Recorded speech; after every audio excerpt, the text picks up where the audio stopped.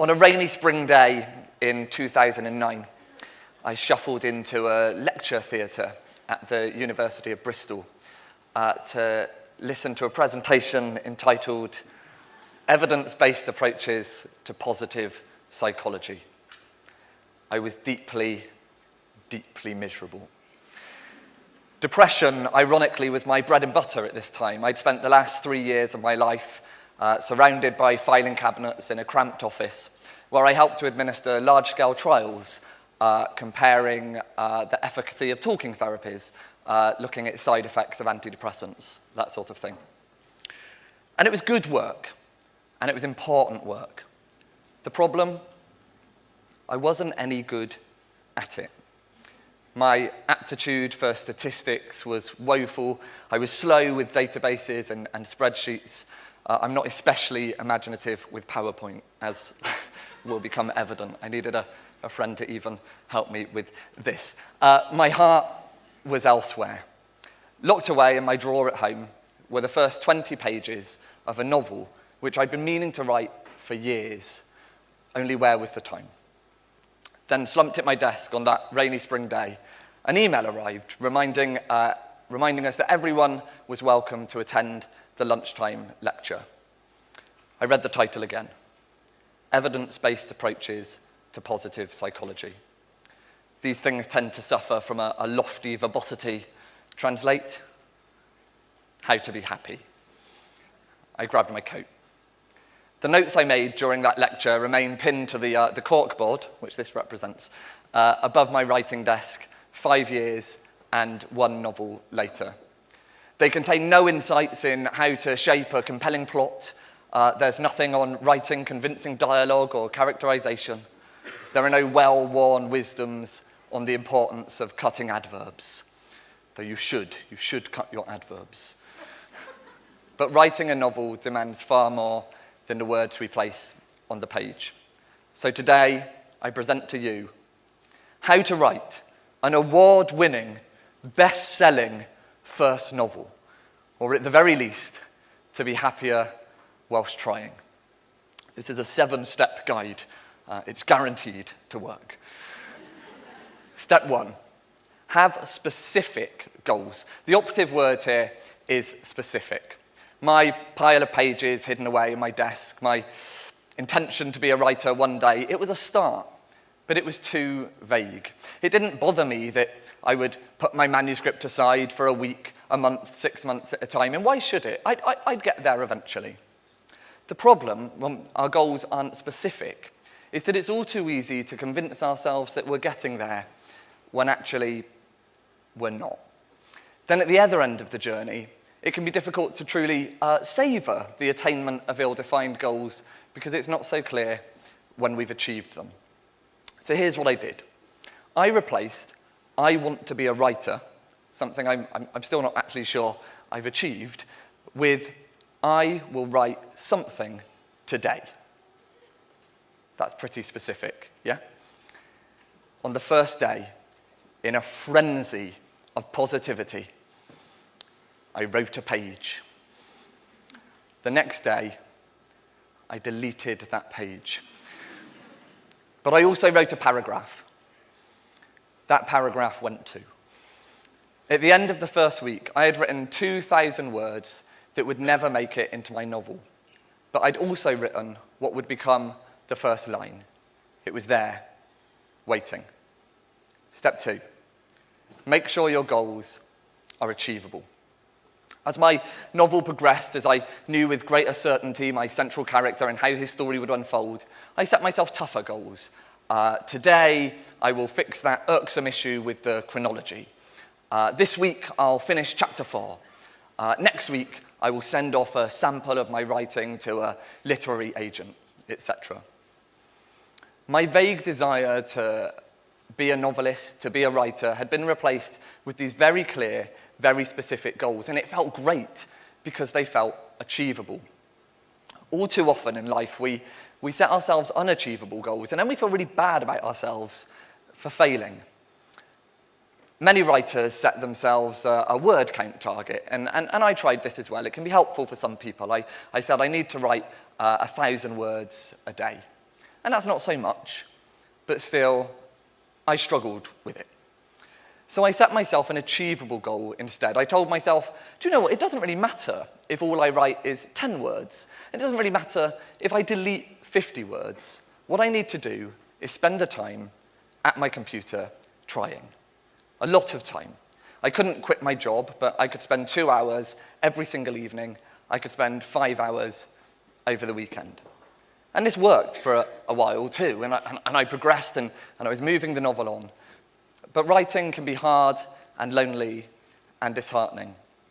I'd sent off a sample of my work to an agent, and then the rejection letter arrived. I took that day off. Of course I took that day off. I took the week off. I stopped. Step 3. Be prepared to fail. I mean, it sounds obvious, doesn't it? But we can all do with a reminder from time to time, and I'm pleased that I still have these notes pinned above my desk. The important thing is to see failures along the way for what they are. They're setbacks in a longer journey, but they're not the end of the road. I don't think there can be a writer, I don't think there can be a person alive, but I certainly don't think there can be a writer alive who hasn't run into some sort of failure in their career. A rejection letter. Well, that's a hiccup. 3 rejection letters. Well, that's 3 hiccups. What about 30 rejection letters? I would suggest to you that if you get 30 rejection letters for your novel, there's a chance that your novel isn't any good. But that's not the same as you not being any good. However much of ourselves we pour into our writing, it's never the whole of us. And besides, you're not trying to be a writer, remember. You're trying to write this specific novel. If it doesn't work out, why not try writing another one?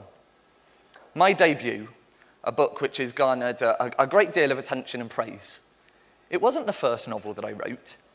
It was just the first novel that I got published. Years before, I wrote a children's book. It had a talking worm in it. That novel got a whole heap of rejections. They weren't all automated rejections. Some of them were, but some of the publishers took time to write to me with a few words of encouragement, to say there was something about the style that they liked. I was being told that I wasn't bad. The rejection letter for my second debut went a step further. It's good, it said. It's not for us, but it's good. Step 4. Base your affirmations in fact. Good isn't great, but good is good, and good might just be good enough. I think it's important to give ourselves a pep talk from time to time, a few words of encouragement. Writing on the whole is a solitary experience, and it can be a long time before we hear praise from anyone else. But the important thing is to base the praise that we give ourselves on facts. If you tell yourself you're the world's most remarkable storyteller, you've got a pretty long way to fall. But that sentence you wrote the other day, that sentence when you captured the precise moment your protagonist realized the truth, that was really, really good. That would stand up in any novel. You need to savor those moments. It may be your private burden to suffer the anxieties of writing, but it is also your unique privilege to be the first in line to enjoy what you create. Step 5, be flexible in how you get there. 100 pages in, I hit a wall. Writing a novel is an enormous undertaking, and we learn so much about ourselves along the way. Sitting at my desk, even with the private pep talks, was no longer working out for me. So I changed tact. I enrolled on a creative writing course, a master's in creative writing right here in Bath. I never planned to do that from the start, but that doesn't matter. What matters is your specific achievable goal. I'd set out to write this novel, not to doing so without help. And for me, doing the creative writing course was very helpful. But they can present their own challenges too. When we share our work with lots of people, it's all too easy to be buffeted around in the winds of conflicting advice. So, Step 6, take responsibility. This is your novel. If it does get published, well, it's going to have your name on the cover. You can't write a book by committee. That doesn't mean we should ignore advice from other people, far from it. Say you write a chapter and you share it with 10 friends, and all 10 of them come back to you and say, the scene with the meringue, it doesn't work. I think it'd be a good idea to revisit the scene with the meringue. But if only one of them says the scene with the meringue doesn't work, well, your opinion counts too. If a reader is able to fully understand what you've tried to achieve and can tell you why you haven't achieved it, that is really useful advice. If they just don't have a taste for meringue, and you do, you need to take responsibility and keep the delicious meringue.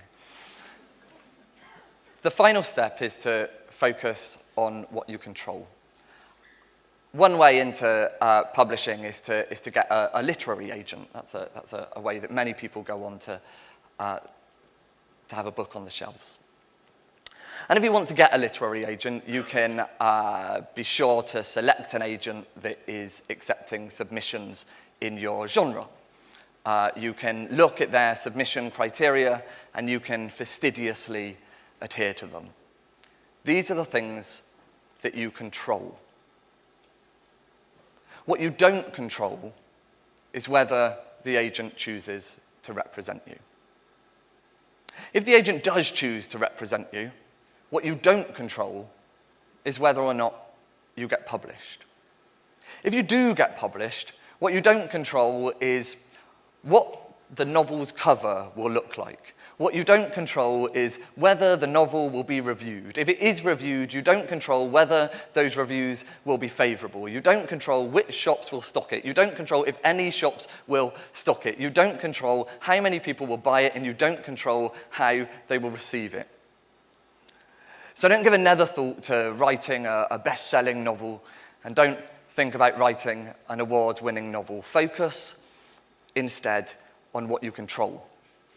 Think about the next sentence, and you might just be going in the right direction. 5 years on from that rainy spring day, my novel is on the shelves, and it has been well received. It's been better received than The Talking Worm. But that doesn't mean that it's all a breeze. I keep those notes attached to the pinboard above my writing desk, and I refer to them often. And I should probably refer to them even more often, because writing is so hard, and I often falter. And as for being a writer, I think that's always a work in progress. I was asked to write this TED talk and to come and speak to you today, and I didn't really know where to start or what I wanted to say. So I set myself a specific, achievable goal to spend an hour at my keyboard. Here's wishing you every success with your own first novels, if you want to write a first novel.